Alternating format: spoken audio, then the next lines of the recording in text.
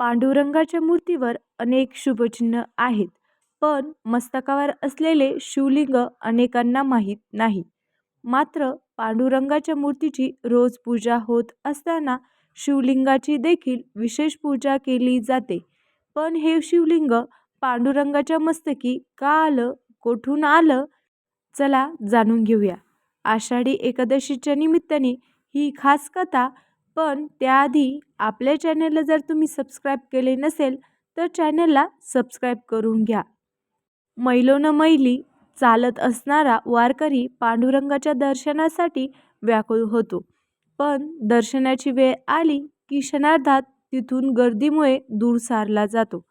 त्यामुळे पांडुरंगाची मूर्ती त्याला पूर्णतः निहाळता येत नाही. फोटोत जी मूर्ती पाहतो त्या ठळकपणे दिसतात ती मकर कुंडल कस्तुरभमणी, श्री वत्सलांचन समचरण तोडे इत्यादी. पण पांडुरंगाच्या मस्तकावर असलेले शिवलिंग मुकुटामुळे झाकले जाते याबद्दल अनेकांना माहितीही नाही. पंढरपूरच्या पांडुरंगाच्या मूर्तीच्या मस्तकावर शिवलिंग आहे आणि रोज त्याची पूजाही होते हे खरं आहे. हे शिवलिंग पांडुरंगाने मस्तकावर का धारण केलेले आहे याबद्दल अशी कथा सांगितली जाते की एकदा भगवान शिवशंकर हे विठुरायाच्या भेटीला आले आणि त्यांचे राजसुकुमार रूप पाहून मोहित झाले. त्यांनी विठ्ठलाशी एकरूप होण्याची इच्छा प्रकट केली. तेव्हा विठ्ठलांनी त्यांना मस्तकी धारण केले. जोडूनच नागराज मस्तकी आले आणि विठ्ठल शिवरूप झाले. थोडक्यात पांडुरंग रूपातही पुन्हा हरी आणि हर यांची भेट झाल्याचं दिसून येतं. पांडुर म्हणजे पांढरासारखा शुभ्र आणि अंग म्हणजे शरीर. ज्याचे अंग पांढरे शुभ्र आहे असा देव कोण आहे? तर भगवान शंकर. श्री विठ्ठल हा तर कृष्ण असल्यामुळेच काळा आहे किंवा सावळा आहे आणि शंकर कपूर गौरम म्हणजे कापराप्रमाणे गोरे आहेत. पण सावळ्या विठ्ठलाने त्यांचे मस्तकी धारण केल्याने त्यांची नावही धारण केले. पांडुरंग समर्थ रामदास समर्थांनी म्हटलंय की विठोने वाहिली शेरदेव राणा म्हणजेच विठ्ठलाने शंकराला मस्तकावर वाहिले आहे. यंदा म्हणजेच विठ्ठल हा मेघाप्रमाणे सावळा आहे आणि शंकर हा कुंदकड्याप्रमाणे शुभ्र आहे. हे दोघेही एकरूप झाल्यामुळे विठ्ठलालाच लोक पांडुरंग म्हणतात आणि म्हणूनच शिव आणि विष्णू यांचे ऐक्य झालेले तीर्थक्षेत्र म्हणजेच पंढरपूर म्हणून नावारूपाला आले. संत नरहरी सोनार हे कट्टर शिवभक्त असूनही त्यांना पांडुरंगाच्या ठायी शंकराच्या अस्तित्वाची प्रचिती आली आणि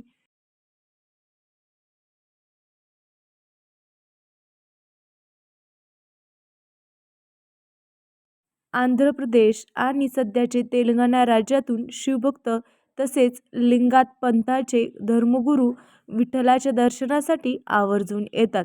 शिवरात्रीलाही पंढरपुरात सर्वत्र वारकरी उपवास करतात असं सांगितलं जातं. एवढंच काय तर जगात कितीही मोठं पद मिळाले, कितीही मोठा देवता असला तरी नम्रता आणि आदर महत्त्वाचा म्हणून विठ्ठलाच्या डोक्यावर महादेवांना स्थान देण्यात येते असा भक्तिभाव दृष्टिकोन ह्यामागे आहे. पुराणामध्ये असं सांगितलं जातं की विष्णू आणि शिव हे एकमेकाचे पूरक आहेत. एकमेकांशिवाय ते कार्यरत होत नाहीत. विष्णूंनी अनेक वेळा शिवाची पूजा केली तर शिवांनीही अनेक वेळा विष्णूंना प्रसन्न होण्यासाठी मार्ग दाखवलेत. म्हणून विठोबाच्या मस्तकावर असलेले शिवलिंग हे ह्या शिव विष्णू एकत्वाचे प्रतीक मानले जाते. काही इतिहासतज्ञ सांगतात की पंढरपूर परिसरात पूर्वीपासून शैव आणि वैष्णव परंपरा एकत्र नांदत आल्या आहेत. ह्या एकात्मतेचे आणि सौहार्दाचे प्रतीक म्हणून विठोबाच्या मूर्तीवर शिवलिंग कोरले गेले. देव अनेक असले तरी तत्व एकच आहे. शिव व विष्णू, श्रीकृष्ण व राम. अखेरीस भक्ती, नम्रता आणि एकात्मतेचा संदेश हा सर्वात महत्त्वाचा आहे. ह्या प्रतीकामधून हीच खरी शिकवण मिळते.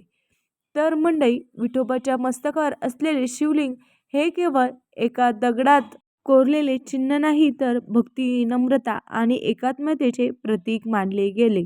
विठोबाच्या दर्शनात आता जेव्हा तुम्ही मस्तकाकडे पाहाल, तेव्हा त्यात दडलेले हे गूढ आध्यात्मिक रहस्य नक्की अनुभवा आणि भगवान शिवशंकरांनाही नतमस्तक व्हा.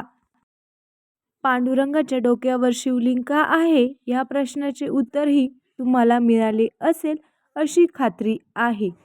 आणि तुमच्या मनात यावेळी व्यतिरिक्त काही शंका असतील तर त्या कमेंट बॉक्समध्ये नक्की विचारा. आणि अशाच प्रकारच्या माहितीपूर्ण व्हिडिओसाठी आपल्या चॅनलला सबस्क्राईब करून घ्या. व्हिडिओ आवडल्यास लाईक आणि शेअर करा. धन्यवाद.